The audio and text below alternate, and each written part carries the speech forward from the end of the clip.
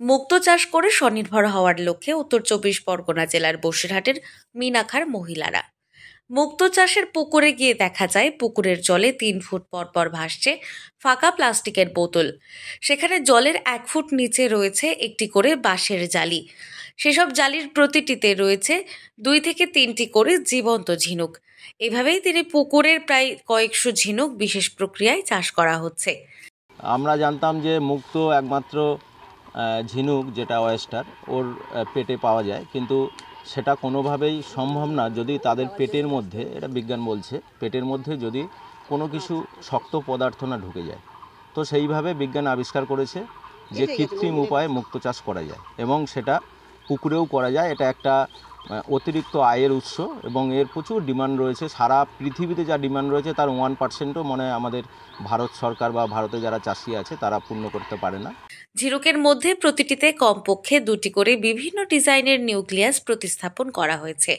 একটি নির্দিষ্ট সময়ের ব্যবধানে এসব ঝিনুক থেকেই উৎপাদন হচ্ছে বিভিন্ন ডিজাইনের মুক্তো।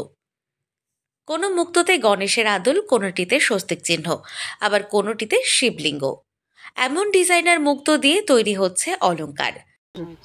হ্যাঁ, অনেকেই মনে করে যে এটা সম্ভব নয়, কিন্তু আমরা নিজেরা যেহেতু হাতে করে করেছি তো স্বপ্নের মতো একটা জিনিস যে মুক্ত আবার চাষ কী করে সম্ভব।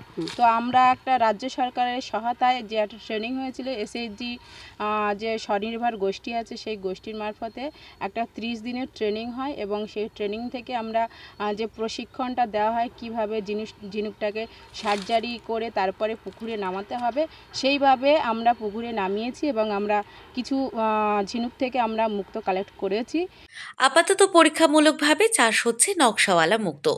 পুকুরে ঝিনুক চাষ করে বিশেষ প্রক্রিয়ায় ঝিনুকের মধ্যে এক ধরনের নিউক্লিয়াস প্রয়োগ করা হয় ও ঝিনুক থেকে এক ধরনের লালা বা রস ক্ষরণ হয়। তা জমাট বেঁধেই মুক্ত হয়। ঝিনুকটির মুখ ফাঁক করে তা পরিষ্কার করার পর তার মধ্যে নকশার ছাঁচ ঢুকিয়ে দেওয়া হয়। সেই নকশার ওপরে রস জমাট বেঁধে নির্দিষ্ট আকার নেয়। একটি বিশেষ পদ্ধতিতে তার মধ্যে বিভিন্ন নকশাওয়ালা মুক্তো তৈরি করা হচ্ছে। মিনাখা ব্লকের স্বনির্ভর গোষ্ঠীর মহিলাদের প্রশিক্ষণ দিয়ে পুকুরে নকশাওয়ালা মুক্তো চাষ করা হচ্ছে। তখন কেমিক্যাল দিয়ে কিটস তৈরি করা হয়। এবার সেই কিটসগুলো ঝিনুকগুলোকে অপারেশন করে তার মধ্যে দেওয়া হয়। তারপর ঝিনুকগুলোকে পরিচর্যা রেস্টে রাখা হয়। রেস্টে রাখার পর একটা নিয়ম আছে, সেই কদিন পরে তাদের আবার জলে নামাতে হয়।